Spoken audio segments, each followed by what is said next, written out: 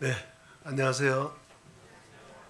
예, 어, 늘 새해를 시작할 때는 내년이 내 생애에 다시 있겠나 이제 그런 생각을 해보는데 그 이게 이제 정말 주님이 다시 오시면 이 복음을 전하고 또 들을 수 있는 기회가 영원히 없어지기 때문에 주님이 유예 기간을 최대한 주시는 것 같습니다. 그러나 어쨌든 성경에 기록된 말씀이 다 이루어졌기 때문에 그 조만간 주님이 재림하신 것은 틀림이 없을 텐데 우리가 그 남은 짜투리 시간을 잘 이렇게 활용을 해서 정말 우리 그 교회 새로운 슬로건 보셨죠? 주님의 마음을 시원케 하자는 그런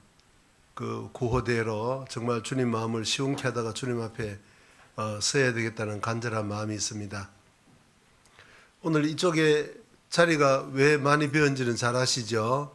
중고등부 동계수련회로 중고등부 학생들이 다 지금 공주 갈릴리 수양관에 가 있고 또 봉사자로 어머니회 또 봉사회 한 수명 이상이 또 교사로 많은 분들이 참석했기 때문에 빈자리가 이렇게 있습니다. 예, 오늘 잘 무사히 마치고 돌아올 수 있도록 기도를 부탁드립니다. 잠깐 기도드리겠습니다. 거룩하고 자비로우신 살아계신 우리 아버지 하나님, 그 크신 은혜를 인하여 진심으로 감사를 드립니다. 바닷가 모래 알갱이보다도 더 작고 먼지보다도 더 연약하고 미약한 천한 죄인이 우주 만물을 창조하신 하나님을 어떻게 나의 아버지라 부를 수 있겠습니까만 주님이 먼저 저희들을 그토록 사랑하셔서 우리의 모든 죄를 주 예수님이 대신 지시고 내가 받아야 될 그 수욕과 그 고통을 대신 받으심으로 말미암아 우리가 그 주님의 보혈을 통하여 영원한 죄 사함을 얻고 주님의 자녀라는 영광스러운 신분을 가지고 이 땅에 살아가고 있습니다. 이 세상에 80억이 넘는 수많은 사람들이 살아가고 있지만 저희들처럼 그 큰 은혜를 깨닫고 그 주님의 보호와 은혜 가운데 살아가는 사람들이 얼마나 되겠습니까? 늘 우리의 그 고귀하고 영광스러운 신분을 늘 생각함으로 말미암아 우리 마음이 감사로 가득 차고 그것을 기초로 하여 우리가 죄에서 또 이 세상 유혹에서 온전히 벗어날 수 있도록 은혜 베풀어 주시옵소서. 금년 첫 번 대전도 집회가 이제 일주일 남았습니다. 그동안 우리가 기도하고 준비했던 많은 영혼들이 이 집회에 참석하여 참으로 주님의 사랑을 깨닫고 주님의 자녀로 거듭날 수 있도록 주님 남은 시간 모든 힘을 전도에 기울일 수 있도록 우리 각 사람을 일깨워 주시고 귀하게 사용해 주시기를 간절히 바랍니다. 주님 다시 오시면 우리가 우리 주변에 있는 그 사랑하는 영혼들을 내가 아니면 결코 구원을 받을 수 없는 영혼들을 건질 수 있는 기회가 영원히 없어진다는 것 잘 알고 있습니다. 참으로 그러한 명백한 사실들이 우리 생각으로만 그치지 아니하고 우리의 실제의 삶을 통하여 이루어질 수 있도록 주님 은혜 베풀어 주시고 그러한 삶을 살 때 하나님이 우리를 어떻게 축복해 주시고 이끌어 가시는지 경험할 수 있도록 주님 우리를 은혜로 붙들어 주시기를 간절히 바랍니다. 교제의 시종을 주님께 온전히 부탁드리며 주 예수님 이름으로 기도드렸습니다. 아멘. 성경 다니엘서 1장입니다.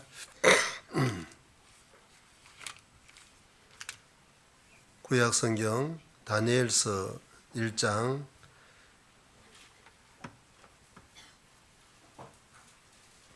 8절입니다. 8절 같이 찾으셨으면 같이 한번 읽어보겠습니다. 다니엘은 뜻을 정하여 왕의 진미와 그의 마시는 포도주로 자기를 더럽히지 아니하리라 하고 자기를 더럽히지 않게 하기를 환관장에게 구하니, 하나님이 다니엘로 환관장에게 은혜와 긍휼을 얻게 하신지라. 오늘 금년 첫 주일이기 때문에 뜻을 정하자는 제목으로 좀 같이 말씀을 상고해 보겠습니다. 우선 오늘 본문 말씀의 그 배경을 잠깐 말씀드리자면, 이때는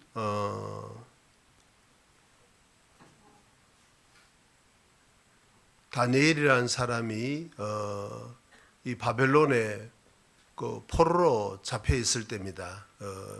1차 침공 때 이제 그 바벨론으로 끌려갔죠. 지금 바벨론이라는 것이 워낙 대제국이기 때문에 뭐 특정 나라를 이야기할 수 없지만 핵심 나라는 지금 이라크입니다. 이라크도 과거에 전성기가 있었던 거잖아요. 자, 이제 그 바벨론이 이스라엘을 침공해서 잡혀간 포로 중에 다니엘이라는 사람이 있었는데, 그런데 그러니까 한 사람의 포로다, 노예다 그 말이야. 옛날에는 전쟁을 하면 뭐 가서 재물도 금은 부치도 빼앗고 여러 가지 약탈을, 식량도 약탈을 하고 하지만은 그 중에 아주 그 약탈 품목 중에 아주 고가 중에 하나가 사람이었잖아요. 전쟁 포로였습니다. 포로로 잡혀가면 이제 노예가 되는 거죠. 그 노예는 인격적인 대우를 받지 못하고 사람이라기보다는 말귀를 알아듣는 그 짐승 정도의 취급을 받고 완전히 재산의 일부고 소유물이었다 그 말입니다.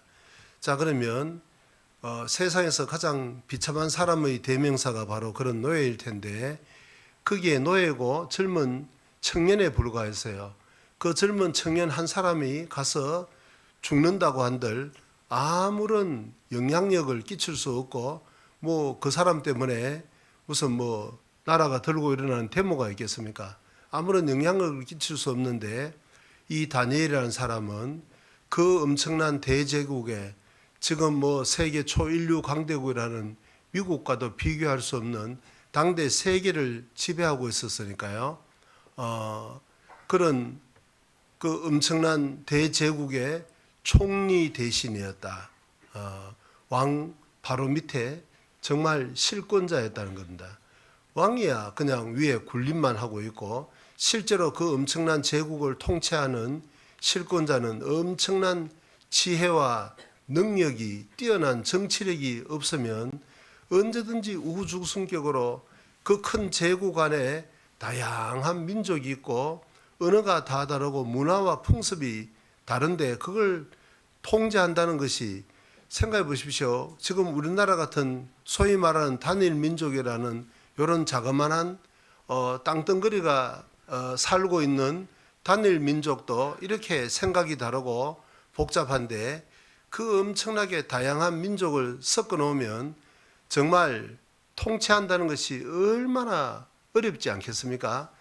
제가 그 인도에는 살아보지 않았습니다만 인도 옆에 네팔에 한 10년 이상 있었는데, 이웃 그 나라 인도를 보니까 아예 그 언어가 말이에요 3,500가지 정도 된다는 거예요. 나라는 한 나라인데, 그러니까 종교적으로 문화적으로 너무 언어적으로 너무 복잡하고 이질적인 요소가 너무 많다 그 말이에요. 그러니까 다스리기가 곤란하니까 종교 때문에 인도에서 파키스탄도 떨어져 나가고 방글라데시, 그게 한 나라만으로도 수억이 되는 거잖아요. 엄청난 겁니다. 그 인도 해봐야 과거의 바벨론 제국에 비하면 조그만한 그 바벨론 제국의 한 부분에 불과한 거잖아요. 그러니까 그 엄청난 것을 다스리자면 얼마나 힘들지 않겠어요? 그러니까 인도 같은 데 보니까 여기 인도 총리 와 계세요. 문제 생길라. 거기 보니까 아예 어떤 주는 내란을 자기들끼리 끊임없이 다투도록 추측성에 가깝지만 사실인 부분도 틀림없이 많다는 겁니다. 뭐냐면 아예 늘 자기들끼리 다투도록 슬쩍슬쩍 무기도 대주고 정보도 흘리고 해서 이 중앙정부가 하는 그런 정치에 대해 관심을 못 가지도록, 마치 과거에 우리나라도 국민들이 정치에 큰 관심을 가지지 않도록 3S 정책이라는 것을 국가에서 주도해서 뭐 프로야구도 만들고 프로 실험도 뭐 부흥을 시키고 막 이런 식으로 말해요. 몰아가는 것처럼 지금 또 어떤 나라에 가면 이제 이 지역의 사람들이 중앙정부의 그런 정책에 대해서 관심을 못 가지도록 내란으로 뒤에서 부추기는 그런 경우도 있다 그 말입니다. 그러니까 이때 당시에 그 엄청난 대제국의 실질적인 통치자, 총리라는 것은 상상도 못하는 능력이 아니면 제국 스스로가 외부의 침공에 의해서보다도 나라 자체가 주저앉을 요소가 얼마나 많지 않았겠습니까? 자, 그런데 그런 엄청난 일을 그 노예였던 한 청년이 맡아서 다스렸다. 그것도 정권이 제국이 바뀌었잖아요. 나중에 바벨론이 페르시아에서 망하고 메데파사에서 망하고 그 메데파사가 다스릴 때도 다니엘은 여전히 그 총리 대신 그런 경우가 어디에 있겠습니까? 그런데 워낙 능력이 뛰어나고 개인의 능력보다도 그 뒤에 하나님이 그를 붙들고 계신다는 것을 이제 그 제국의 통치자들이 아니까 이 사람에게는 국사를 전부 맡겨도 아무 문제 없겠다. 내가 다스리면 이게 해결이 안 되는, 감당이 안 되는 무수히 많은 난제들도 이 사람이면 풀 수 있겠다는 그런 확실한 신뢰가 있기 때문에 그런 역할을 담당할 수 있었던 거잖아요. 자, 그런데 뭐 그런 큰 것을 말씀드리기보다는 그렇게 보통 사람들은 상상도 할 수 없는 그런 능력을 발휘한 그 다니엘이 원래 시작은 미천한 노예에 불과했는데 어떻게 그렇게 제국의 통치자가 될 수 있었을까? 오늘 그 근본에 대해서 좀 생각을 해보고 우리 각 사람의 현실의 삶에 어떻게 그걸 접목을 시킬 것인가 좀 배워보는데, 자, 한마디로 말하자면 다니엘은 뜻을 정했다 그랬습니다. 아무리 큰 일도 처음 시작은 뭐예요? 뜻을 정하는 것으로 마음에서부터 시작이 된다는 겁니다. 그래서 우리가 사람에게는 그 영혼, 육이 있고 자 보세요. 육체의 소욕은 변하지 않는 겁니다. 아무리 구원을 받아도 육체의 소욕은 원하는 것 자체가 어때요?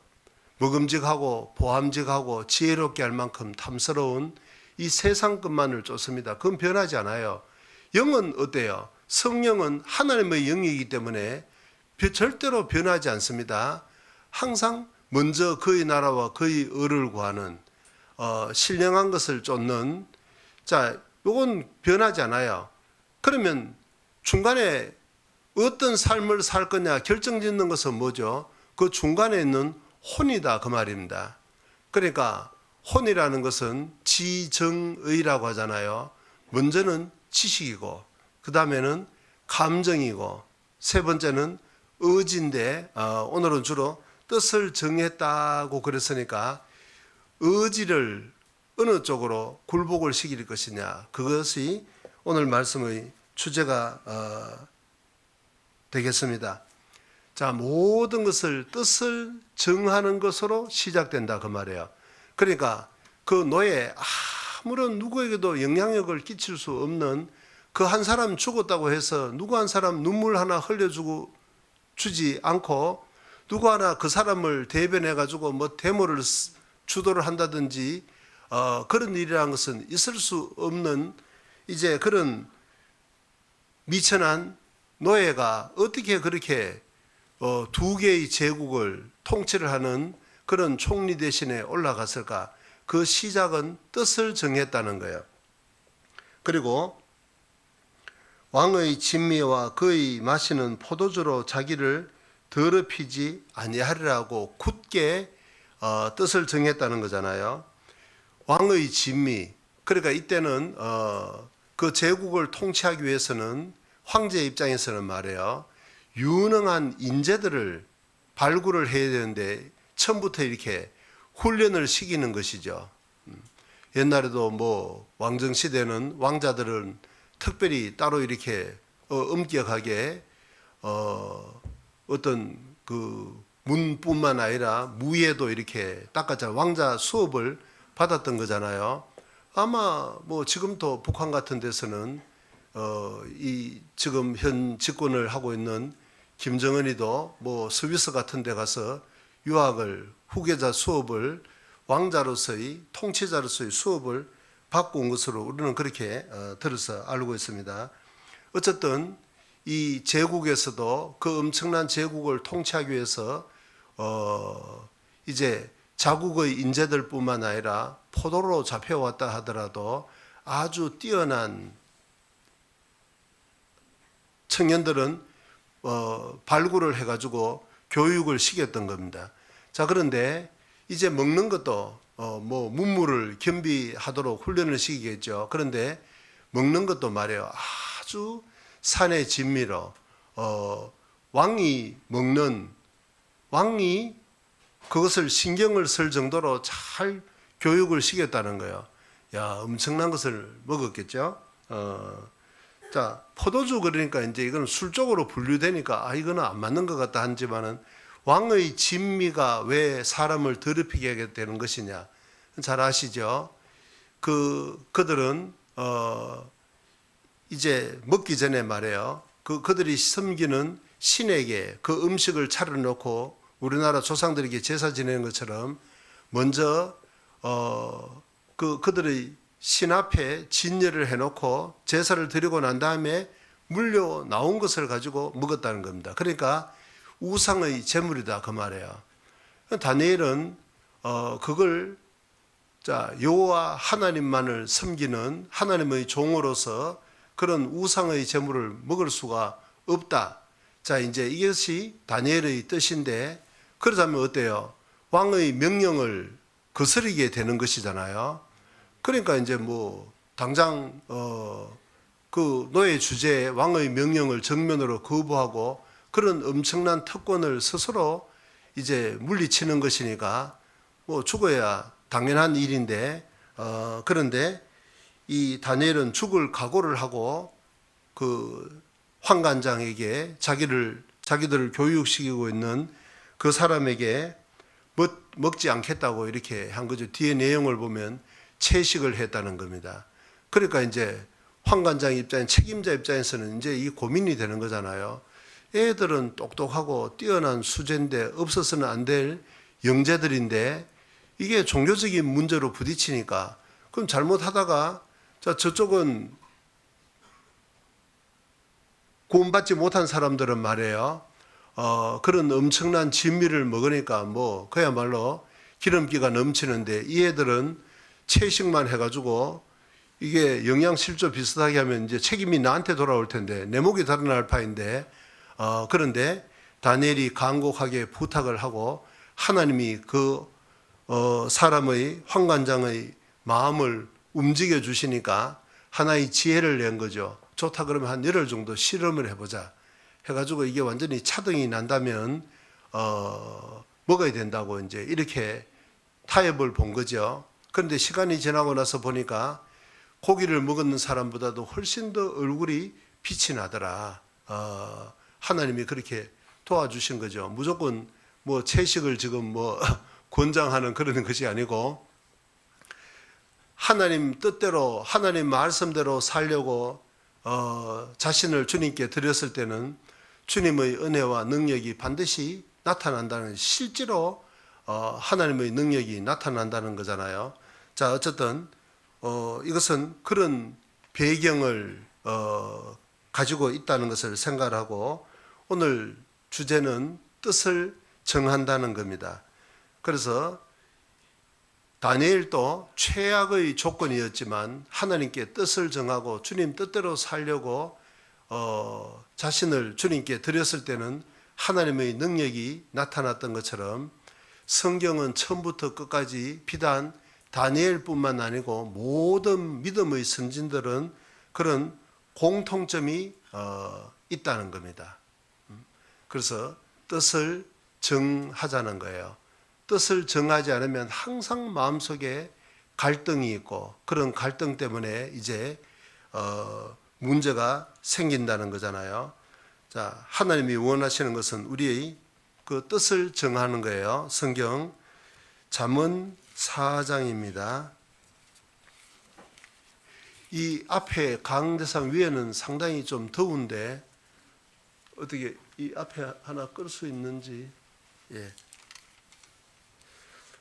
잠언 4장 23절.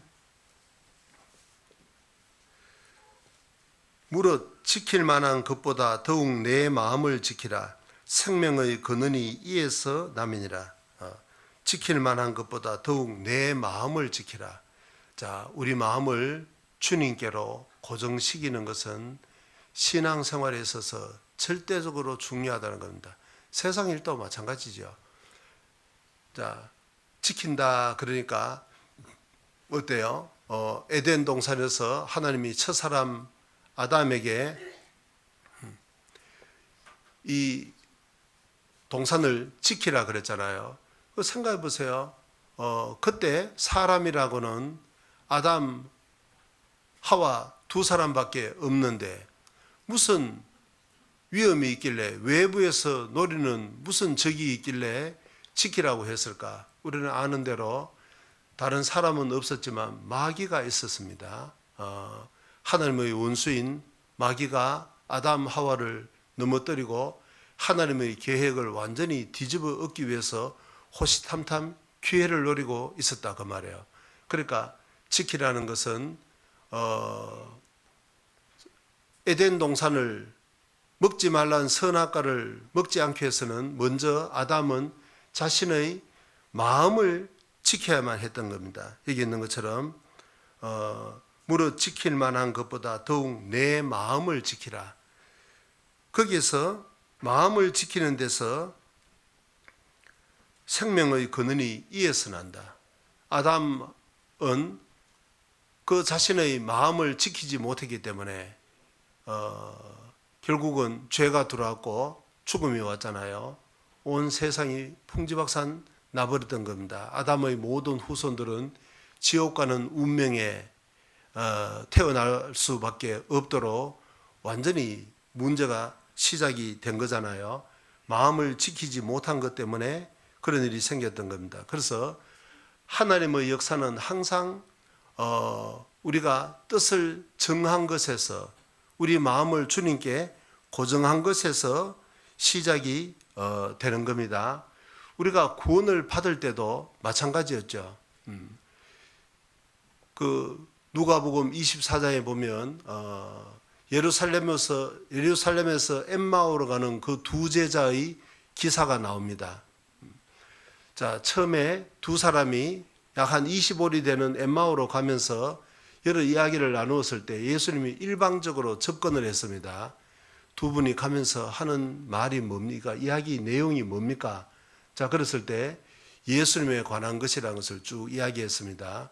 우리는 그가, 제자들이기 때문에 그가 메시아라는 기대를 했는데 너무 허망하게 그는 죽었습니다. 우리 관원들이 그를 알아보지 못하고 죽였다고. 자, 이제 탄식을 내뱉으니까 예수님이 말씀했습니다. 이 미련하고 선지자들의 말한 것을 마음에 더디 믿는 자들이여, 그리스도가 이런 고난을 받고 부활해야 될 것이 아니냐. 자, 그러니까 예수님의 죽음과 부활에 대해서 가장 중요한 복음에 대해서 말씀을 했어요. 그 말을 듣고 나니까 그 두 제자가 정신이 번쩍 드는 겁니다. 그렇게 보니까 예수님이 가끔씩 죽으시기 전에 인자가 가서 죽고 3일 만에 부활한다고 말씀을 하셨는데 그것이 실제로 이루어진 건가? 자, 이제 이게 예수님에서 알듯 말듯 한 거예요.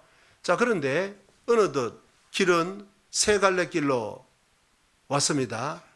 이 엠마오로 가자면 이제 이쪽으로 턴을 해야 되는데 예수님은 그냥 지나쳐 갈라 그래요. 자, 그때 그들이 붙잡았습니다. 이보시오, 이야기를 꺼냈으면 마무리를 해야지 매듭을 짓지 않고 그냥 가면 어떡합니까? 강권해서 붙잡았다 그랬습니다. 그러다가 예수님과 함께 같이 가서 밥을 먹는 가운데 주님이 부활했다는 것을 깨달았다는 거예요. 자, 여기서 이제 한번 생각을 해봐요. 예수님은 그 갈림길에서 그냥 지나쳐 가려 그래요. 그 지나쳐 가시려고 하는 것이 본심일까 아닐까? 어떤 분들은 그런 내용이 성경에 있기는 있냐 지금 의아하게 보는 것 같은데 성경 잠깐만 보겠습니다. 누가복음 24장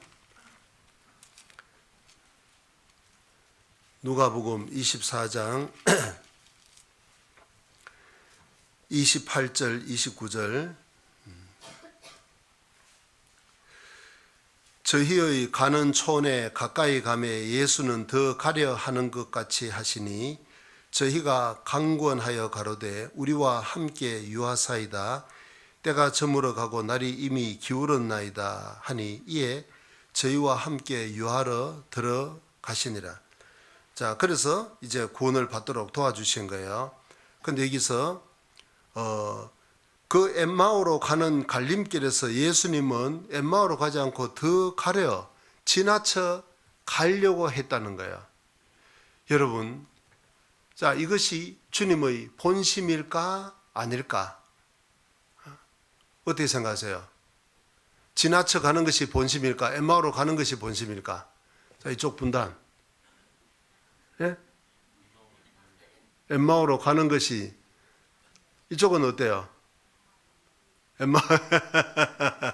너무 싱거운 문제를 내가지고 죄송합니다만은 주께서 인생으로 고생하며 근심하게 하신 것이 본심이 아니시다 그랬잖아요. 성경을 자세히 보면 하나님이 말씀은 하셨는데 본심이 아니라는 것. 그럼 하나님이 무슨 시건치 않고 거짓말하지 않는다 그러는데 왜 본심이 아닌 말을 할까? 자, 뭐냐면 하나님이 어떤 결정적인 순간에는 우리를 시험하시는 것이 있다는 거예요. 우리 구원받을 때 다 경험했던 겁니다. 회개를 할 때 우리가 뭘 경험했습니까? 나는 구원받지 못할 죄인이라는 것이구나. 그리고 십계명을 주신 것도 어때요? 지키라고 말씀하셨지만 지킬 수 없는 죄인이라는 것을 깨닫기 위해서 주셨다는 것 압니다. 그래서 우리가 이 땅을 살면서도 그런 경우가 있잖아요. 이 사람이 나에게 뭔가를 권유하고 있는데 이게 본심인지 아닌지 알기 위해서 세상 말로 떠본다 그러지 않습니까? 이게 정말 진정성이 있는지 없는지 그냥 인사치레로 하는 것인지, 자, 이런 일이 얼마든지 있는 것처럼 하나님도 정말 결심이 굳게 섰는지 그렇지 않는지 시험하는 것이 반드시 있다는 겁니다. 우리는 구원받을 때 경험했기 때문에 얼마든지 이해할 수 있습니다. 그리고 성경에는 그런 내용들이 많이 있습니다. 대표적인 것을 하나 보죠. 성경 열왕기 하 2장을 보겠습니다. 열왕기하 2장 1절부터 제가 읽습니다. 열왕기하 2장 1절. 여호와께서 회리바람으로 엘리야를 하늘에 올리고자 하실 때에 엘리야가 엘리사로 더불어 길갈에서 나가더니 엘리야가 엘리사에게 이르되 청컨대 너는 여기 머물라. 여호와께서 나를 베델로 보내시느니라. 엘리사가 가로되 여호와의 사심과 당신의 혼의 삶을 가리켜 맹세하노니 내가 당신을 떠나지 아니하겠나이다. 이에 두 사람이 베델로 내려 가니, 자, 여기도 보면 이제 엘리사가 죽음을 보지 않고 불병거를 타고 성천하려고 할 때 자신의 제자 엘리야가 자신의 제자 엘리사에게 길갈에 머무르라. 나는 베델로 가야 되겠다. 하나님이 나를 보고 베델로 가라고 하시니까 나는 베델로 갈 텐데 너는 여기 머무르라. 자, 그랬는데 엘리사는 어때요? 아니, 스승이 그렇게 말씀하시면 알겠습니다. 충성하고 머물러야 될 텐데 아닙니다. 저는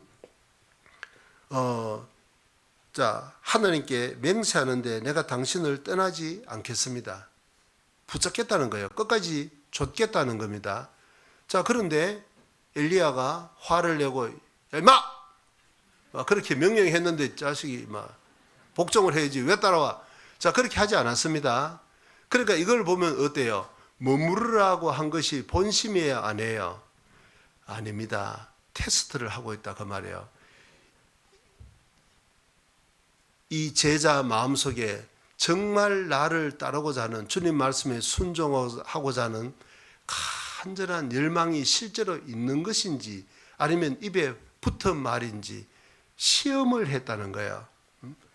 3절에도 베델에 있는 선지자의 생도들이, 너무 길어지니까 4절 읽습니다. 엘리야가 저에게 이르되 엘리사야 청컨대 너는 여기 머물라. 베델에 머무르라. 여호와께서 나를 여리고로 보내시느니라. 엘리사가 가로되 여호와의 사심과 당신의 혼의 삶을 가리켜 맹세하노니 내가 당신을 떠나지 아니하겠나이다 하니라. 이에 저희가 여리고에 이르매, 여기도 베델에 머무르라. 자, 나는 여리고로 가야 되겠다. 자, 그런데 엘리사는 또 따라갔잖아요. 그러니까 그걸 만류하지 않았어요. 그래서 여기도 보면 베델에 머무르라는 것이 본심이 아니라는 것을 알 수 있어요. 이 제자 마음속에 정말 끝까지 나를 따르고자 하는 간절한 마음이 있는지 없는지 테스트를, 시험을 하고 있다는 거죠. 자,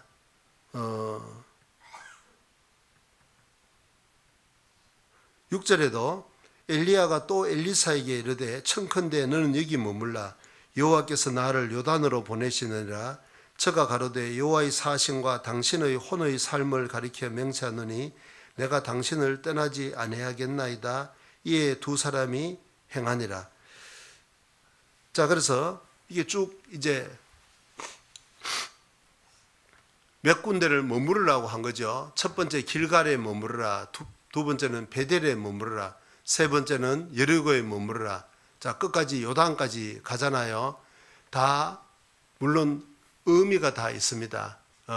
길갈에 머무르라는 것은 이걸 너무 길게 설명할 시간은 없는데, 그 길갈은 요단강을 건너서 첫 번째 닿았던 곳이 바로 길갈이라는 것이잖아요.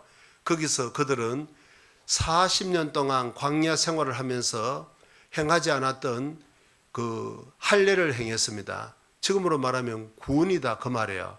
그러니까 길갈에 머무르라는 것은 뭐예요?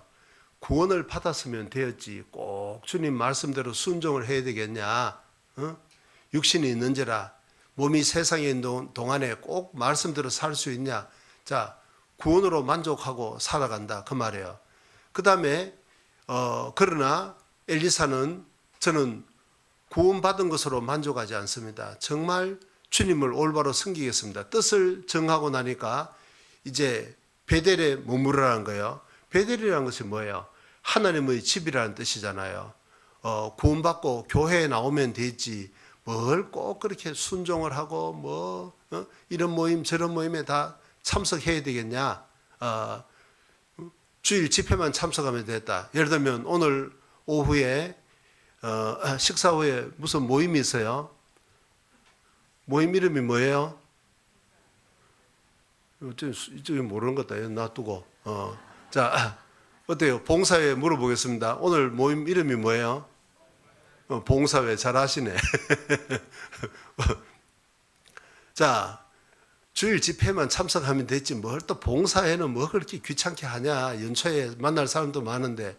자, 이제 이렇게 갈등하고 있는 분들도 계실 수 있다 그 말이에요. 자, 그런데 어때요? 엘리야는 아닙니다. 저는 자, 정말 교제 가운데 머무르는 것이 끝이 아니고 이 교제 가운데 머물러서 말씀을 공급받았다면 실제로 이 말씀이 예수님은 성육신을 했잖아요. 말씀이 육신이 되어 우리 가운데 거했다 그랬습니다. 그처럼 우리가 말씀을 배우고 교제하는 목적은 뭐죠? 듣고 감상하고 끝내기 위해서 절대로 그런 형식적인 기독교인이 아니다 그 말이에요. 실제로 그 말씀이 내 손끝을 통해서 내 발끝을 통해서 내 삶을 통해서 이루어지기 위해서 순종하기 위해서 배우는 거잖아요. 그걸 순종하는 것이 그런 부서 모임이다 그 말입니다. 그러니까 교회에 나오는 것으로 주일날 이런 집회에 참석한 것으로 만족하라. 그것이 베델에 머무르라는 거예요. 자, 그런데 여리고까지 따라갑니다. 여리고라는 것이 뭐예요? 그 이스라엘 사람들이 첫 번째 가나안 땅에 들어가서 첫 번째 전투가 여리고 성에서의 전투였잖아요. 잘 아시는 대로 창칼을 가지고 직접적으로 사람을 죽이는 그런 전쟁이 아니고 참 전쟁의 내용이 이상했습니다. 순종을 테스트했습니다. 하루에 한 바퀴씩 마지막 7째 날에는 7바퀴를 돌고 고함을 지르니까 하나님이 역사하셔서 성을 완전히 무너지게 했지 않습니까? 첫 번 승리였습니다. 자, 그러니까 이제 그 지명의 뜻을 아시겠죠? 길갈은 구원을 상징하고 베델은 이 교회를 상징을 하고 여리고는 승리였습니다. 자, 그런데 엘리야는 그 여리고에 머무르지 않고 요단까지 갔습니다. 요단이라는 것은 뭐죠? 죽음을 상징하는 동시에 세상과 완전히 분리가 되는 거잖아요. 완전한 승리다 그 말입니다. 온전한 순종이다 그 말이에요. 그러니까 그걸 테스트를 하는 겁니다. 그 여리고에 머무르라는 것은 뭐죠? 야, 너가 구원 받은 지 벌써 20년이 되고 30년이 되는데 그렇게 그동안에 열심히 전도도 하고 봉사도 하고 하면 됐어. 이제는 좀 편안하게 교회 원로로서 좀 쉬어라. 일은 봉사는 젊은 사람들에게 맡기고 너는 이제 좀 여유롭게 교회 이것저것 돌아보면서 쓰레기 정도나 줍지 뭐 화장실 청소는 청년들 이리 와봐 이거 좀 치워라 뭐 이거 좀 닦어 뭐 이 정도로 관리나 하고 뒤짐진 뒷방 어른으로서 그런 자리만 차지하라. 이제 뭐 좀 극단적으로 이야기하자면 이제 그 말이다 그 말이에요. 과거의 승리를만 되새기면서 과거만 추억하는 과거에 그 열심히 봉사한 것으로서 마감을 하는. 자, 그런데 어때요? 우리의 신앙생활은 주님 앞에 설 때까지 죽음이 우리를 이 세상과 갈라놓을 때까지 끝까지 찾아보면 일은 반드시 있다는 겁니다. 물론 무거운 짐을 들고 수양관까지 지금 중고등부 봉사를 위해서 가신 1년에 가까운 우리 연세 드신 어르신들도 계시지만은 그런 힘든 일까지 우리가 어르신들에게 부탁드리는 것은 아니지 않습니까? 그러나 교회를 위해서 기도하고 젊은 사람들이 바쁜 사람들이 살피기 어려운 부분들까지 이렇게 자세히 살펴보고 좀 젊은 사람들이 손이 미치지 못하는 그런 사각지역을 돌보고 그런 일은 찾아보면 얼마든지 있다 그 말이에요. 자, 어쨌든 우리가 주님 앞에 설 때까지 은퇴라는 것은 없다는 겁니다. 저도 가끔씩 생각을 해봐요. 이제 뭐 제가 머리가 새까마니까 한 뭐 결혼은 했냐 안 했냐 생각하는 분들이 계실지 몰라도 어쨌든 뭐 그렇게 많이 남지는 않은 것 같아요. 생각은 해보는 겁니다. 야, 내가 만약에 정년하면 뭘 할까? 자, 아무런 교회 안에서 주님을 위해서 하는 일도 없이 시간만 간다. 그건 뭐예요? 죽을 날만 기다리고 있는 사형수하고 다를 바가 뭐 있겠냐 그 말이에요. 살아있는 동안에는 정말 주님을 위해서 살아야 되는 거잖아요. 우리는 길갈에 구원에 머무를 수도 없는 것이고 베델 교회에 이런 집회에 참석하는 것으로 만족할 수도 없는 것이고 옛날 과거의 승리만 생각하고 라떼는 말이야 뭐 이렇게 그런 무용담만 늘어놓는 그런 자리에 머물 수도 없는 것이고 주님 앞에 설 때까지 항상 현역으로서 무언가 일이 영육간에 반드시 있어야 된다는 겁니다. 그렇지 않으면 살았다는 이름은 가졌으나 실상은 죽은 자라는 좀 용어를 쓰기가 좀 조심스러워서는 뭐 그게 송장하고 다를 바가 뭐가 있겠냐 그 말이에요. 살아있는 사람은 뭔가 생명 활동을 반드시 해야 된다 그 말입니다. 자, 그래서 우리가 연세가 드셔도 교회에서 기도하는 일, 한 사람 한 사람을 관심을 갖고 돌보는 일은 얼마든지 있다는 겁니다. 어쨌든 간에 여기서도 오늘 자 주제로 좀 좁히면 엘리야와 엘리사의 대화에서도 어때요? 머무르라고 한 것이 절대 본심이 아니라는 것은 틀림없죠. 자, 우리가 구원을 받을 때도 하나님은 지나쳐 가려는 것처럼 우리가 전심을 다해서 그때 주님을 붙잡았고 구원을 받고 난 다음에도 우리는 끊임없이 마귀로부터 그런 시험을 받는다는 것, 하나님도 우리 진심을 테스트를 하고 계신다는 겁니다. 제가 한 번은 목포교회 설교가 있어서 가는데 그때 화순교회에서 입당식이 있었어요. 입당식에 이제 갔다가 이제 목포 식구들하고 이동을 하는데 교회 성합차를 탔는데 옆에 그 교회 은장 회장님이 앉으셨더라고. 이제 휴게소에 들렀어요. 들러서 이제 들르니까 청년들이 아이스크림을 사서 제일 그래도 이제 은장 어르신이 회장님이시니까 어르신이니까 갖고 왔어요. 회장님 드세요. 그랬더니 은장님 어우 나는 뭐 이빨이 이런 거 차가운 거 먹으면 시리고 해서 못 먹는다고. 아유 고마운데 안 먹겠다고. 그러니까 청년들이 아이 그래도 그렇게 참지 않으니까 조금 어르신이 먼저 좀 드시죠. 그랬더니 아이고 못 먹는다 손사래를 쳐요. 그러니까 청년들이 아유 회장님 안 드신단다 가자 그러고 돌아서니까 뒤에서 그 회장님이 벌컥 소리를 질렀습니다. 저런 마을 것들이 내가 지금 한 번만 더 권한 받으려고 준비를 하고 있는데 저것들이 눈치 없이 갖고 간다고. 자, 그 사람들도 얼마든지 그럴 수 있다는 거야. 뭐 어르신들 말이에요.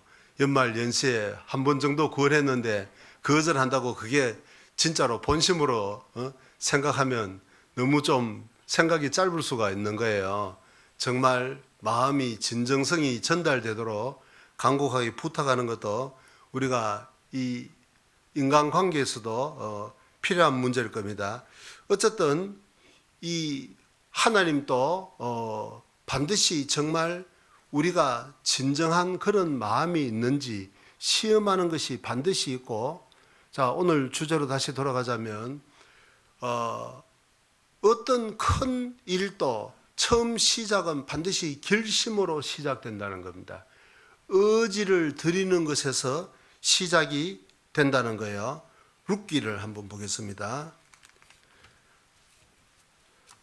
룻기, 사사기 다음에 룻기가 있습니다.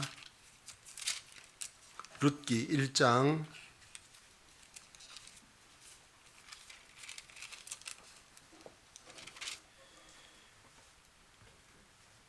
룻기 1장 18절에 같이 읽어봅니다. 나오미가 룻의 자기와 함께 가기로 굳게 결심함을 보고 그에게 말하기를 그치니라. 자, 이 내용은 잘 아시죠? 이 나오미라는 사람, 베들레헴에 사는 유대인이었는데 그 지역에 흉년이 들었기 때문에 모압으로 이제 이민을 간 거예요. 어렸기 때문에 교제를 떠났다, 하나님을 떠났다 그 말입니다. 그래서 징계를 받아서 남편도 죽고 두 아들도 죽고 완전히 그야말로 청산과부가 된 건데, 그런데 거기에다가 더 어처구니 없는 것은 그 두 아들이 죽고 나니까 두 며느리도 과부가 되어서 새 과부가 남았다는 겁니다. 세상에 어떻게 그림도 그런 그림이 나올 수 있을까? 참 얼마나 안타까운 모습이잖아요. 자, 그런데 소문을 들어보니까 이제 하나님이 다시 그 땅에 축복을 해줘서 풍년이 들었다는 소식을 들어서 돌아가야 되겠다. 주님 품으로 다시 교제를 회복해야 되겠다. 마음을 먹고 가는데 참 이방 며느리지만 세상적으로 보면 참 인품이 좋았던 모양이에요. 두 며느리가 같이 가겠다는 거예요. 자, 그런데 뭐 쭉 설명을 하는 겁니다. 이스라엘 그 성경 율법도 쭉 이야기를 하면서 내가 간들 너희가 다시 재혼을 하기 위해서는 내가 낳은 자녀이 되었는데 기업 물을 자가 되어야 되는데 그 내가 이 나이에 무슨 시집을 가서 자녀를 어떻게 생산하겠냐. 낳은들 무슨 자네들 아들뻘밖에 안 되는데 그 뭐 말도 안 되는 소리니까 고향 앞으로 가라고. 그 처음에는 두 사람 다 따라 나서겠다고 했는데 어때요? 여러 가지 상황을 쭉 설명을 하면서 이야기를 하니까 첫 번째 며느리는 떨어져 나갔습니다. 알겠습니다. 어머님 말씀 듣고 보니까 제가 참 마음은 있었는데 도저히 안 될 것 같습니다. 아무리 생각해도 이거는 합리적인 생각이 아닌 것 같습니다. 돌아가겠습니다. 갔어요. 그런데 룻은 끝까지 붙잡았다는 거예요. 그런데 여기 보면 나오미가 룻의 그 며느리 룻이 자기와 함께 가기로 굳게 결심함을 보고 이제 만류하기를 그쳤다는 거잖아요. 굳게 결심하는 거. 그래서 룻은 굳게 결심을 했기 때문에 어떻습니까? 끝까지 시어머니를 붙잡았고, 그래서 돌아와서 하나님의 축복을 받아서 보아스를 만나서 결혼을 했고 다윗의 정조 할머니가 되는 마태복음 1장에 예수님의 족보에 이름이 오르는 엄청난 영광스러운, 모압 사람은 구약 율법에는 저주를 받아서 하나님의 총회에 들어오지 못한다고 했는데 이 룻이라는 사람은 왕의 정조 할머니가 됐고 예수님 족보에 이방인으로서 그 이름을 올렸으니 상상도 못하는, 사람은 꿈꾸지도 못하는, 그야말로 이번 동계순례를 통해서 배웠던 것처럼 노예가 다른 사람의 소유물인 일개 소유물에 불과한 노예가 그 주인의 모든 재산을 물려받는 주인의 상속자가 되는 그런 엄청난 축복을 누렸다는 겁니다. 그런 축복을 받았던 근본 이유도 뭐예요? 굳게 결심을 했다는 겁니다. 단순하게 시어머니를 끝까지 따라가겠다는 그런 인간적인 효심을 넘어서 시어머님의 하나님을 끝까지 좇겠다는 거야.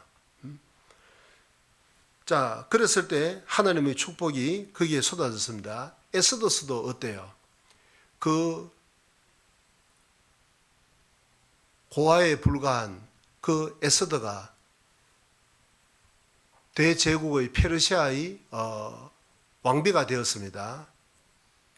그리고 그 민족을 구원했을 때 하나님이 어떻게 해서 에스더에게 그런 엄청난 특권을 줬을까? 거기도 보면 제가 죽으면 죽으리다. 완전히 뜻을 정했을 때, 결심을 굳혔을 때 정말 죽어도 내가 주님 앞에 죽겠습니다. 주님의 말씀을 순종하다가 죽는다면 의미 없이 길게 병치레 하다가 오랜 시간을 불필요하게 허송세월하다가 그렇게 죽는 그런 죽음을 선택하지 않겠습니다. 짧게 살더라도 정말 주님 앞에서 살다가 주님의 마음을 시원케 하다가 내가 죽겠습니다. 굳게 결심을 했을 때 하나님은 왕비가 되는 축복을 넘어서 민족을 그 하만의 손에서, 마귀의 손에서 구원하는 엄청난 구국의 어머니로서의 지위를, 특권을 주셨다는 거잖아요. 성경에 에스라서에도 보면 에스라가 율법을 가르치기를 굳게 결심을 했다 그랬습니다. 모든 것은 결심으로 시작되는 겁니다. 어떤 큰 성취도, 여러분, 사람을 하나님의 형상대로 지었다 그랬잖아요. 그 많은 뜻을 포함하고 있겠지만 물론 하나님의 형상, 하나님은 영이시기 때문에 우리를 영적인 존재로 만들었다는 것이 가장 중요한 내용이지만 그 가운데 하나가 바로 뭐예요? 하나님은 창조주입니다. 그러니까 하나님은 모든 것을 창조하시는 분인데 사람도 하나님의 형상대로 지었다는 것은 사람에게도 창조의 능력이 있다는 거예요. 그럼 사람은 그런 일을 통해서 보람을 얻도록, 삶의 희열, 만족을 얻도록 그렇게 지었다는 거예요. 자, 그러면 여러분, 창조는 어때요? 반드시 2번 이루어진다는 겁니다. 예를 들면 뭐 이런 집을 새로이 지었다. 그것도 뭐 하나님이 말씀하시는 크리에이터 뭐 그런 창조는 아닐지라도 어때요? 만든 거잖아요. 작은 창조라고 할 수 있어요. 어떤 프로젝트를 실행을 해가지고 그걸 성취했다. 그것도 일종의 창조라고 할 수 있겠죠. 그런데 그런 모든 창조는 2번 이루어진다는 거 아시죠? 한 번은 머릿속에서 이루어지고 생각으로서, 구상으로서 머리에서 이루어지고 그걸 실제로 우리의 손끝을 통해서, 발끝을 통해서 이 세상의 물체화해서 형상화해서 실제로 나타나는 2번의 창조가 이루어진다는 거예요. 사람은 거기서 희열을 얻고 보람을 얻고 만족을 얻도록, 그것이 바로 하나님의 형상대로 지음을 받았다는 그런 내용의 일부가 틀림이 없다는 겁니다. 자, 그런데 어쨌든 간에 그런 창조도 마찬가지로 먼저 모든 것은 생각에서, 마음에서, 결심으로 시작이 된다는 겁니다.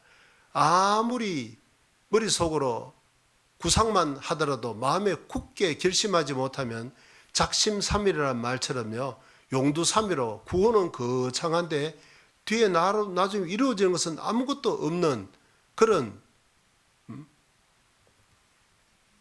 내용 없는 구호로 그칠 수가 있다는 겁니다. 예수님도 마찬가지였습니다. 성경 누가복음 9장입니다. 누가복음 9장 51절.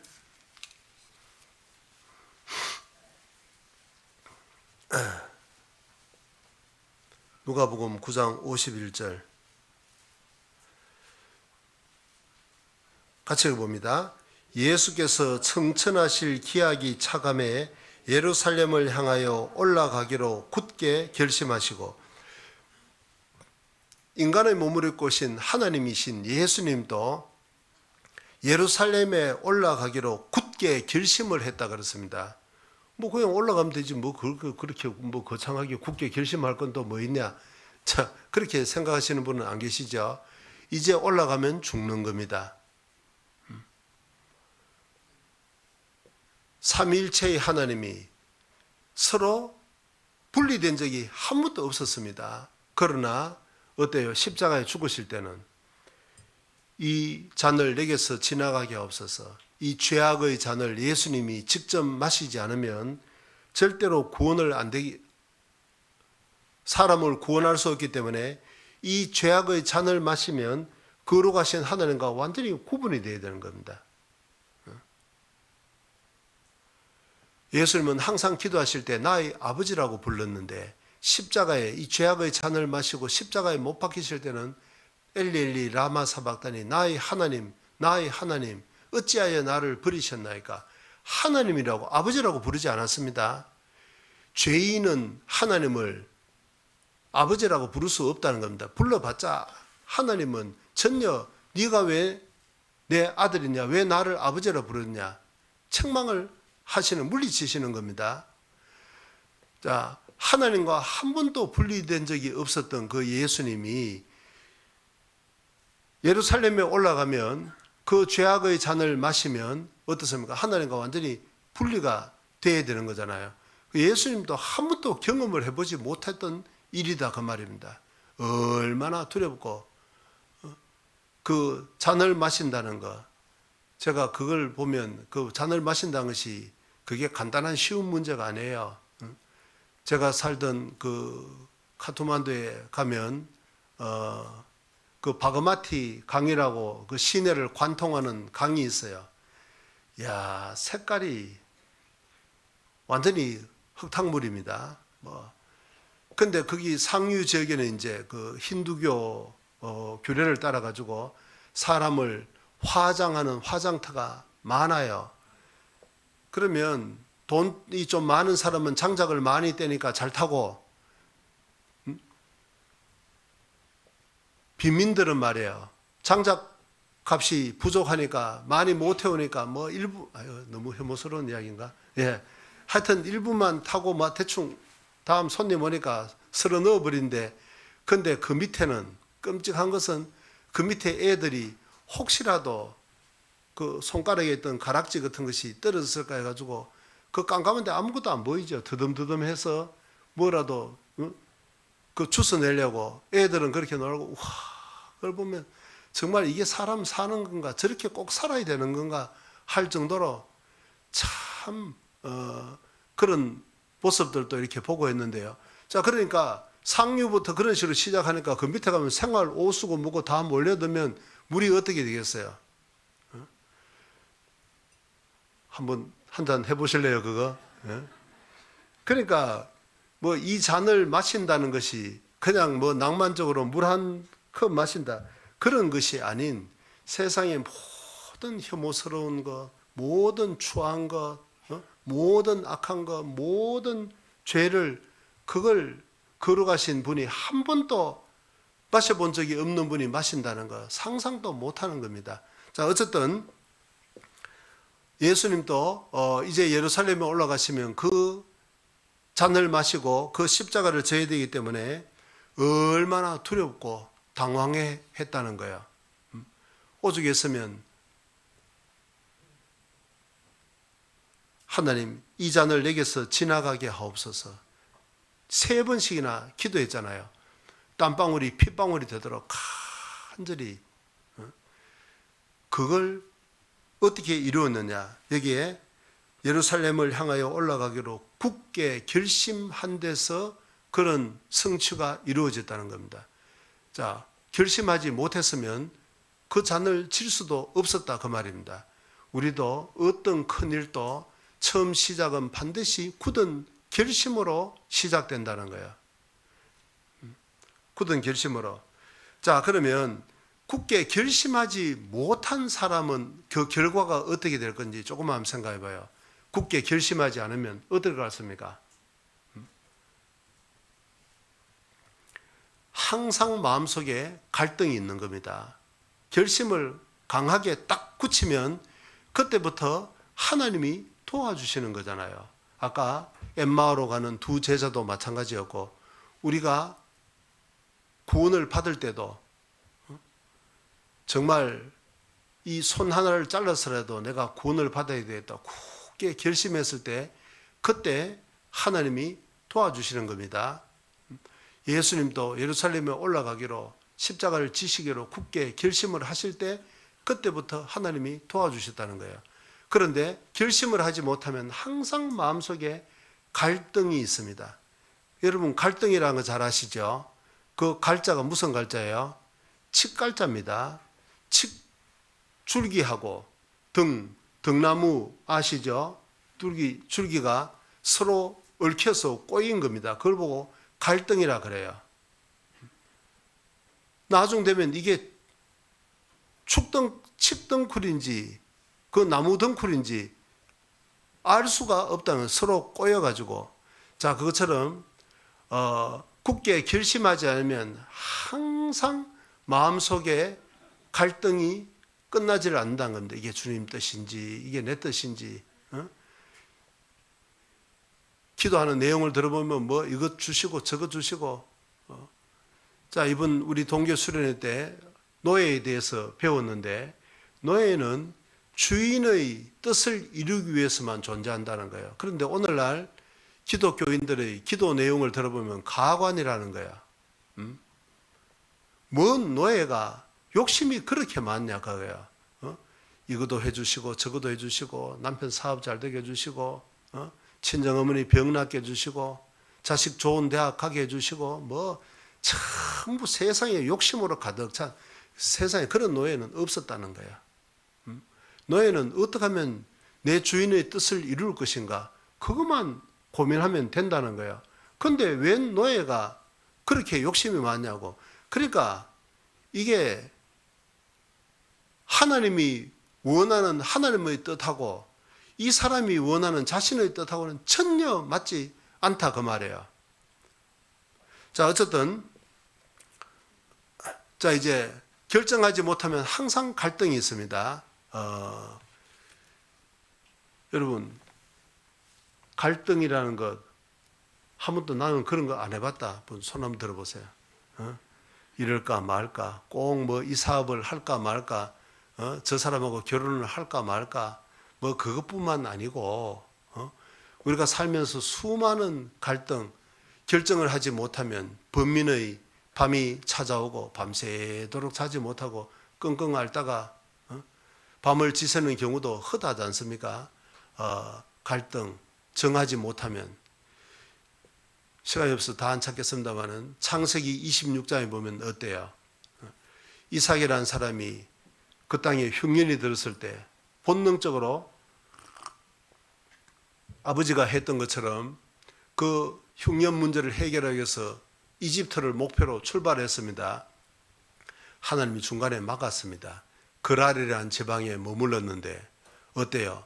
그 그랄이라는 지방의 국경선에 머물렀기 때문에 큰 문제가 생겼습니다. 똑같은 사건이 이제 재발이 된 거예요. 그게 뭐냐면 그 아내의 리버가의 아름다움 때문에 그 왕이 백성이 탐낸 것도 말할 것도 없고 왕까지 탐을 냈다는 거예요. 큰 문제가 생겼죠. 자, 그 아버지 아브라함도 그랬고 그게 뭐예요? 그것이 바로 갈등이라는 거예요. 갈등. 가나안 땅에 머물러서 해야 됐는데 하나님의 명령을 쫓아서 흉년이 있어도 조금 어려움이 있어도 내가 죽어도 주님 앞에서 죽겠습니다. 결심을 딱 굳히고 가나안 땅에 머무르면 하나님이 그 모든 것을 해결해 주시고 하나님은 축복을 해 주신다고 약속을 했잖아요. 맹세를 하신 겁니다. 내가 반드시 이루겠다고 맹세를 했으면 그 하나님의 맹세를 믿고 기다렸어야 됐는데 자신의 수단 방법을 동원함으로써 그 국경에 머물렀고 한 발을 이쪽으로 뛰면 이집트고 이쪽으로 뛰면 어예요? 가나안 땅이다 그 말이에요. 왔다 갔다 한다는 거예요. 많이 들어보셨죠? 실제로 미국의 남북 전쟁 때 말이에요. 남군과 북군이 전쟁을 했는데 명분은 북군에게 노예 해방을 주장하는 북군에게 링컨 쪽에 있고 실제로 힘은 남군 쪽의 지주들에게 있고 자, 그런데 제일 골치 아픈 것이 뭐냐? 경계에 있는 사람이다 그 말이에요. 국경선에 어느 쪽이 승리할 것인지 결과만 안다면 그쪽으로 붙으면 되는 건데 이걸 잘 모르겠다 그 말이에요. 그러니까 모여서 회의를 했다지 어떻게 결론이 났다고요? 좋은 아이디어가 있습니다. 윗저고리는 북군의 저고리를 입고 아랫도리는 바지는 남군의 바지를 입읍시다. 그러니까 북군은 윗저고리 보고 우리를 아군으로 생각하고 공격을 안 할 거고 남군은 바지를 보고 우리를 공격 안 할 테니까 멋진 아이디어라고 채택이 됐는데 결과는 어떻게 됐다고요? 전멸을 당했다 그 말이에요. 왜 그래요? 남군은 윗저고리를 보고 저놈들이 북군이구나 위로 쏴버리고 북군은 아랫도리 바지를 보고 저게 남군이구나 밑으로 쏴버리고 아래 위로 총알이 나오니까 다 죽었다 그 말이에요. 자, 그것처럼 갈등이라는 것이 그게 바로 갈등이라는 거예요. 마음을 딱 정하지 못하면 항상 갈대처럼 이쪽 바람 보면 이쪽으로 왔다가 저쪽으로 왔다가 항상 요동한다 그 말이에요. 다윗은 기도했습니다. 시편 57편 한번 보겠습니다. 시편 57편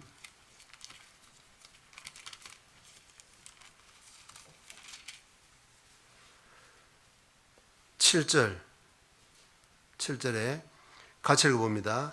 하나님이여 내 마음이 확정되었고 내 마음이 확정되어 사니 내가 노래하고 내가 찬송하리이다. 자, 언제 이런 시를 지었느냐? 그 위에 그 배경에 대해서 기록했습니다. 다윗의 믹담시, 다윗이 사울을 피하여 굴에 있던 때. 자, 이 정도면 이제 힌트가 다 나갔죠? 사울이 다윗을 죽이려고 하니까 다윗이 피해서 굴 속에 들어갔는데 뭐 원수는 외나무다리에 만난다는 정도가 아니고 그 똑같은 굴에 사울의 군대가 들이닥쳤다 그 말이에요. 이거 완전히 그냥말로 도관에 던지고 뭐 100% 죽어야 되는데 하나님이 어떻게 구원해 주신지 아시죠? 처음 듣는 표정을 짓고 있네. 하나님이 어떻게 하셨어요? 마귀씨 하나님이 거미를 한 마리 싹 보내니까 거미가 줄을 착 쳐버리니까 어때요? 사울의 군대가 이 거미줄이 채 있는 거 보니까 걸레 사람이 안 왔겠다 이렇게밖에 판단이 더 되겠냐 그 말이에요. 그러니까 뭐 그야말로 뭐 절체절명이다 이 정도는 뭐 그거는 말이고 이건 100% 죽어야만 되는데 하나님이 아무것도 아닌 것처럼 거미 한 마리 보내니까 문제가 확 바뀌어 역전이 되어버렸다 그 말이에요. 그러니까 이 거미줄이 있으니까 안에는 뭐 들어가봐야 필요가 없다 끝났다. 자, 그래서 거기서 한숨을 자고 있는데 다윗의 부하가 각하 이게 지금 하나님께서 당신을 기름 부어서 네 원수를 진멸하고 한 때가 지금입니다. 이거 보십시오. 저렇게 누워 있는데 이거는 뭐 힘 하나 들이지 않고 끝낼 수 있는 거잖아요. 자, 다윗이 여러분 그 정도 되면 여러분 같으면 여러분이 다윗이라면 어떻겠습니까? 갈등이 안 생기겠습니까? 야, 무슨 말을 지금 알아듣는지 못 알아듣는지 표정에 변화가 없으시네. 어때요? 죽여버리면 끝나는 거잖아요. 누가 보더라도 이게 눕혀가지고 깊이 잠들었으니 피곤해가지고 손에 완전히 붙인 건데 다윗도 틀림없이 갈등이 있었다고 말해요. 야, 저걸 진짜 죽이느냐 아니면 기름 부음 받은 자인데 하나님 손에 끝까지 원수가 없는 것이 내게 있으니 내가 갚으리라고 하신 말씀에 맡길 거냐. 갈등이 없었겠어요. 자, 그런데 여기서 다윗의 위대함이라는 것이 여기서 나오잖아요. 하나님이여 내 마음이 확정되고 내 마음이 확정되었다. 뜻을 정하지 않으니까 무수히 많은 갈등, 말씀과 현실 사이에서 이게 도저히 그치지 않는 갈등이 있었는데 그래 내가 죽어도 주님 안에서 죽자. 이 쉬운 길보다는 하나님이 원수를 갚는다고 했으니까 주님 손에 맡기자. 자, 그렇게 마음을 딱 정하고 나니까 내가 노래하고 내가 찬송하리이다. 찬송이 터져나왔다는 거죠. 갈등이 있는 동안에는 절대로 찬송이 있을 수가 없다는 거잖아요. 자, 그래서 우리는 때때로 현실과 말씀 사이에서 갈등을 겪는 경우가 많다 그 말이에요. 우리 동대문교회 식구들은 한 번도 안 겪어보신 표정이다. 자, 그런데 지금 또 앞으로도 얼마든지 그런 경우는 오는 거잖아요. 아니, 올 수밖에 없는 겁니다. 자, 그럴 때 우리는 마음을 정해야 되는 겁니다. 좋습니다. 주님, 제가 죽어도 주님 곁에서 죽겠습니다. 말씀을 순종하다 이 생각해 보세요. 이래도 죽고 저래도 죽는 거고, 이렇게도 사는 거고 저렇게도 사는 거지 않습니까? 어떤 젊은 청년들은 아이고 우리 목사님이야 이제 뭐 정년할 때도 다 돼가고 한다니까 뭐 저렇게 편안하게 얘기할지 몰라도 우리는 아주 남은 기간이 구말리 같은 사람들인데 뭘 그렇게 낭만적으로 하는지 모르지만은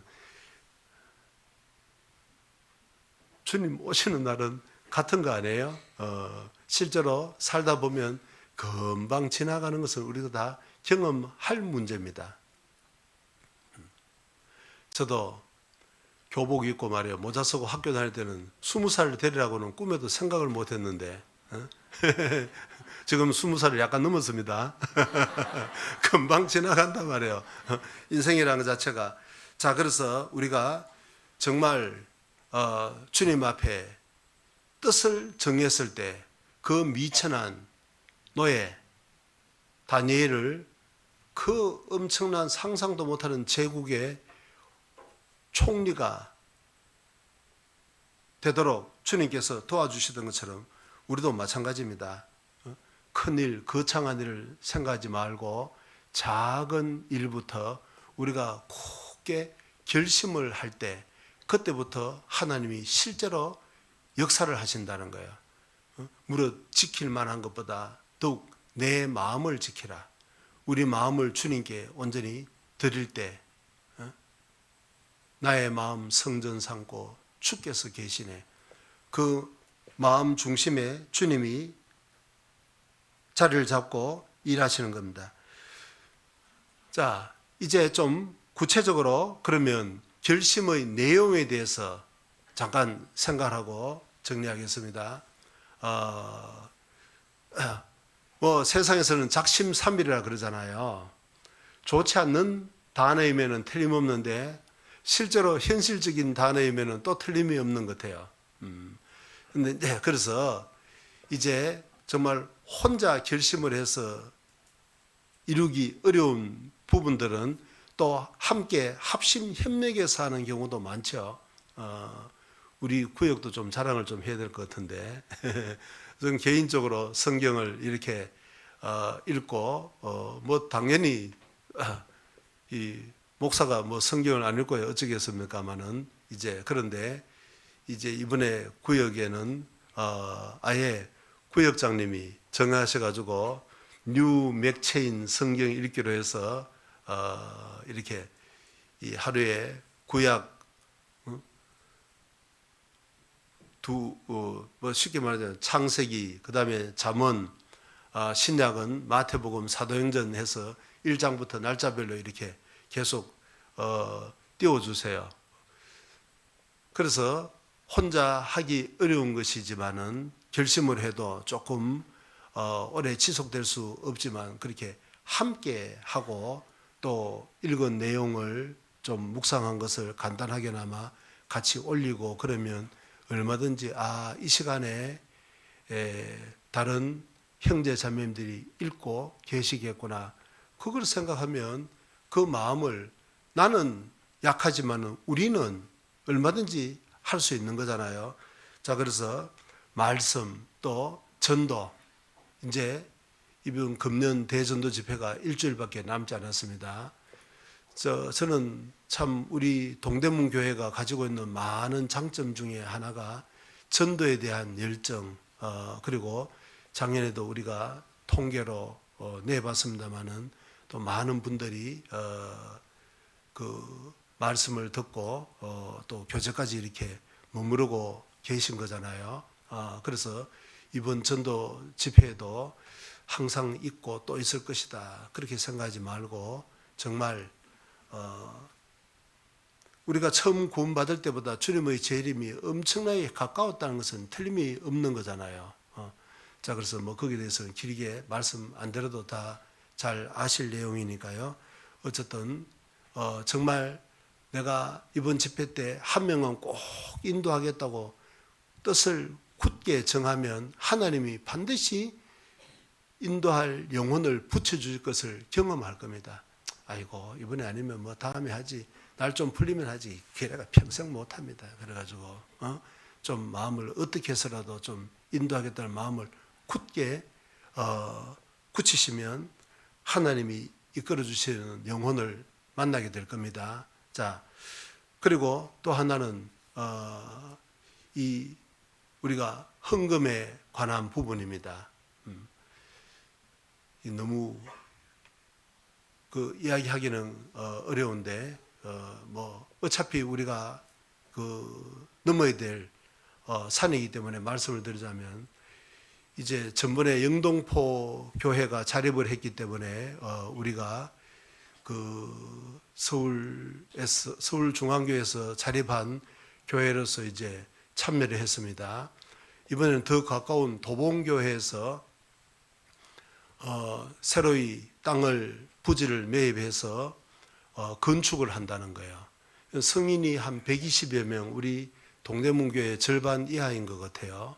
그런데 그분들이 49억을 작정을 했다는 거예요. 그래서 이번에도 영동포만큼은 뭐 비율적으로는 그만큼 안 되더라도 우리 동대문교회에 이제 할당된 금액이 2,700만 원인데, 그 서울 중앙교회에서 자립한 교회가 17교회인데 2,700만 원이 배당되면 순위가 한 몇 번쯤 될 것 같아요?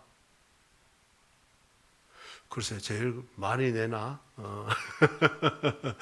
그래요. 근데 우리보다 밑으로가 2교회밖에 없어요. 야, 좀 말씀드리긴 죄송합니다만 참 불명예스러운, 제가 얼굴이 좀 뜨끈뜨끈 하더라고. 어렵사리 그쪽에서 부탁을 하면서, 아이고 목사님 맡으신 지 1년밖에 안 됐는데 괜찮아요? 쉽게 말하자면 밥은 제대로 먹고 계세요? 저 그런 뜻으로 들리는데 말이야.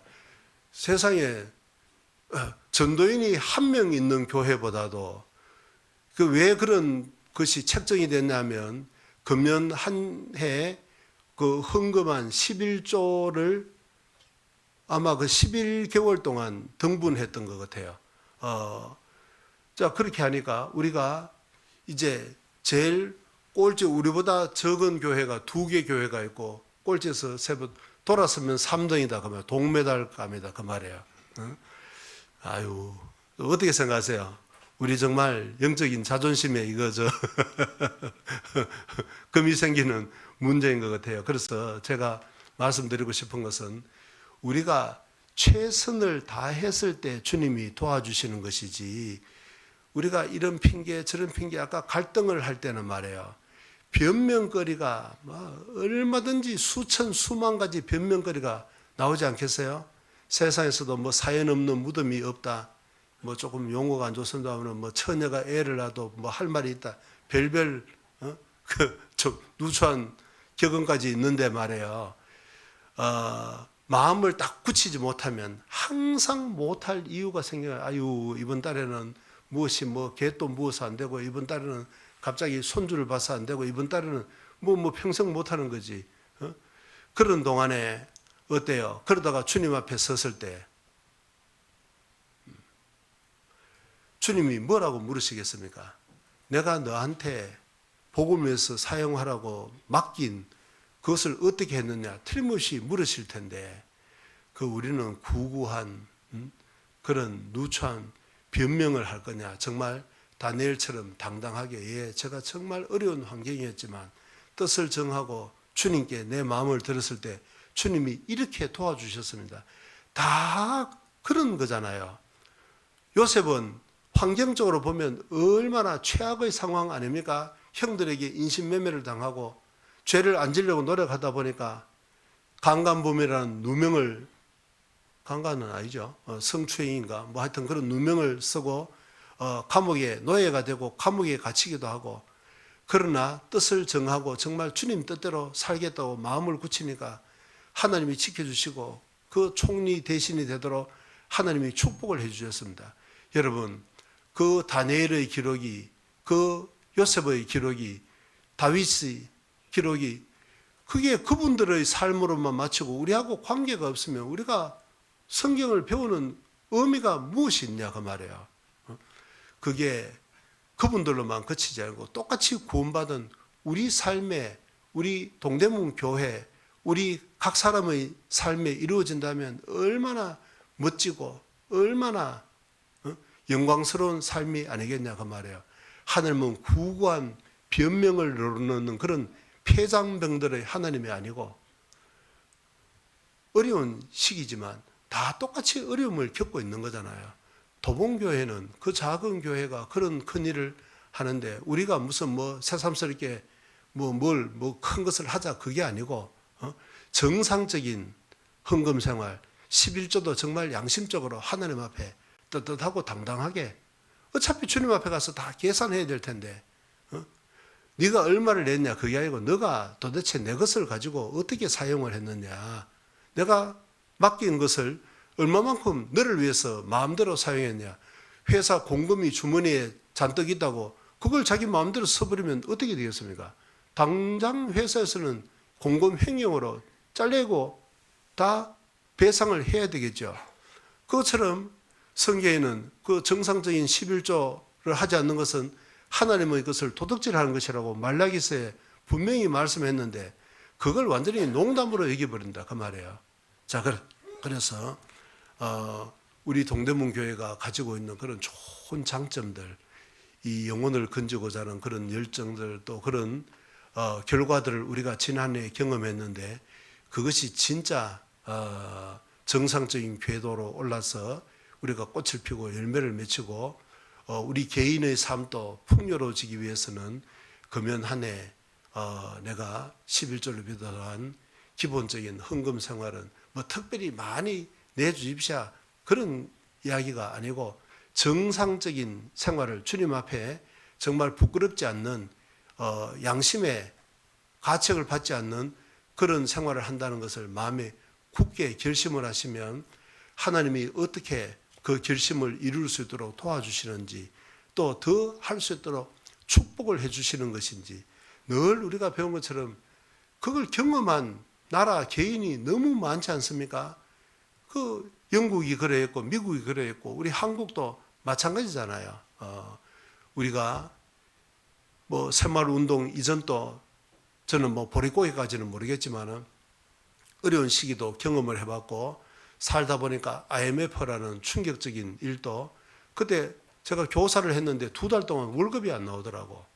그것도 경험해봤고, 코로나도 경험해봤고, 그렇지만은 그 어려운 가운데 주님이 굶어 죽도록 내버려 두지 않았지 않습니까? 정말 이제 우리가 정상적인 신앙생활을, 헌금생활을 했을 때 주님이 어떻게 채워주신지 한번 경험을 하고 주님 앞에 설 수 있다면 얼마나 복된 기회가 아니겠냐 그 말입니다. 기도드리겠습니다.